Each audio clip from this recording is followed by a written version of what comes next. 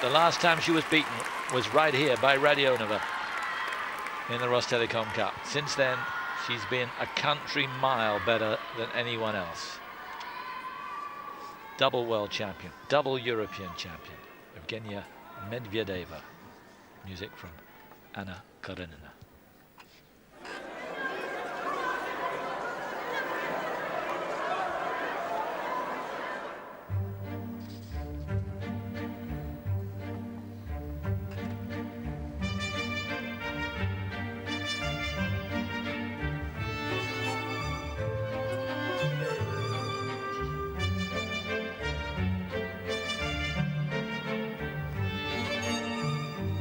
At the start, flip and toe.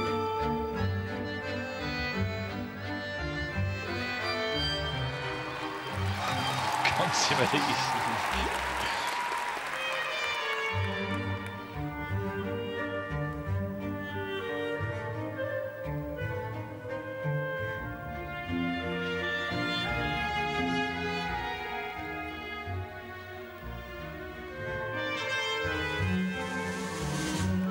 Again with the arm aloft, a trademark of hers.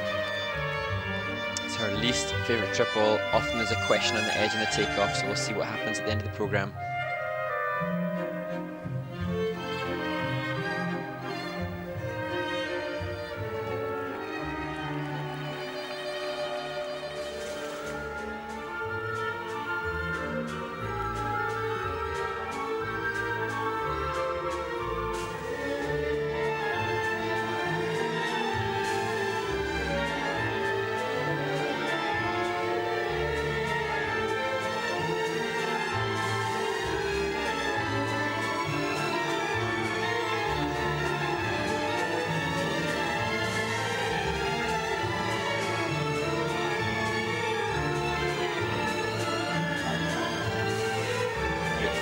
Throughout the step sequence, so she does so well to allow the judges to give her the big marks in the skating skills.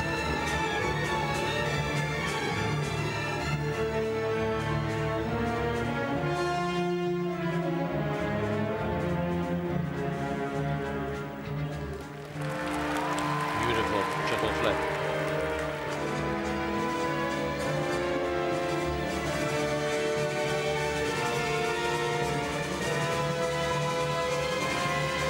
Loop to follow, everything immaculate.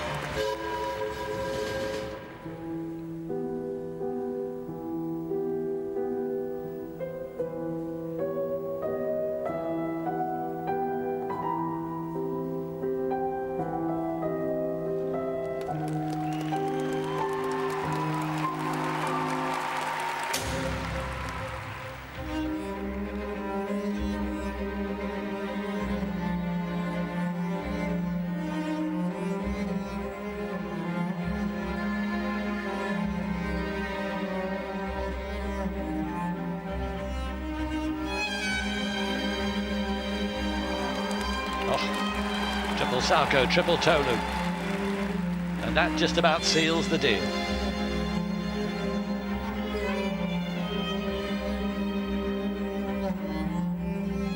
Oh.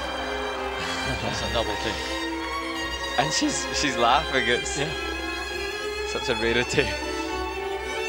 The easiest jumping element that she has in the programme, she goes down on.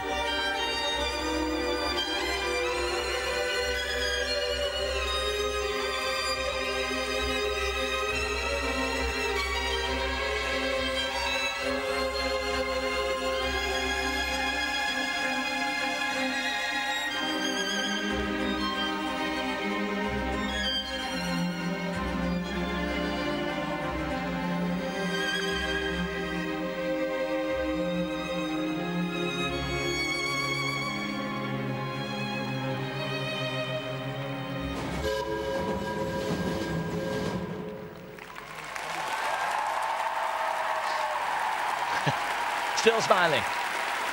For once, it wasn't flawless. But she knows she was so far in front and so much better than any of the others. Still costing her to come, but her marks are not going to threaten that. Medvedeva wins the Rostelecom Cup. And it was quite an event when she fell on the double axel. Yeah, it took us all by surprise. I think you could hear a collective gasp from the Russian fans that have come here to support her. You know, Simon, there's been some criticism. Oh, I think she wants to do a double axel again just to show that she can do it. Some slight criticism from some skating pundits about the construction of her program, because it's very similar to last year. It is very similar, and she has all these jumping passes, and they tend to be with a highlight before, and she does quite often a change edge and a back counter afterwards. But the reason behind that, she and her coaching team at Teretut, but it's a Sergei Dudikov, have constructed programs that they know are guaranteed to get good degree of execution on the elements. The arm aloft, you said it's a trademark, and it shows such great physical strength, but it also is something that the judges have in their criteria to give more points. And so while some complain, oh, she always has her arm above her head, or she always does these similar transitions when they come out, they've really studied this system, and they know how to accrue the absolute most points, and that's why she's the world record holder by a 10-point margin. Her score, her world record for the free skate 160, is 10 points clear of the next best, which was Yuna Kim at 150, and she doesn't even compete anymore. And that's down to the way I think that they've studied the system, not only producing great quality and technique, but in constructing programs that have the goods to give the judges the chance to give her those big scores. They are dramatic, melodramatic sometimes. Sometimes the facial expressions look a little bit over the top. And a bit contrived, perhaps. And that's something that, if the judges are if the judges are really scoring, it'll be interesting to put this back to back to Karolina Kostner, who's a 30-year-old with so much more life experience, who potentially could interpret with more life experience to give more emotion to the performance. Some might say that it's a little contrived, because how can 17, 18-year-olds emote and portray when they're so young? But we're nitpicking on perfection. We really, really are, and I have nothing but the greatest admiration for her, and particularly the team behind her. She's still laughing about the mistake.